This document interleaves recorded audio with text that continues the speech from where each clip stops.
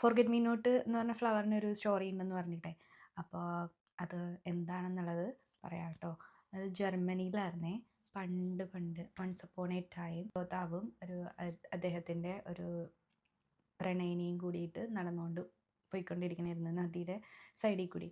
അപ്പോൾ ഒരു ചെറിയൊരു നീല ഫ്ലവർ കണ്ടു. ആ ഫ്ലവർ എടുത്തു കൊടുക്കാൻ വേണ്ടിയിട്ട് പോയപ്പോഴേക്കും പുള്ളിക്കാരൻ താഴെ വീണു.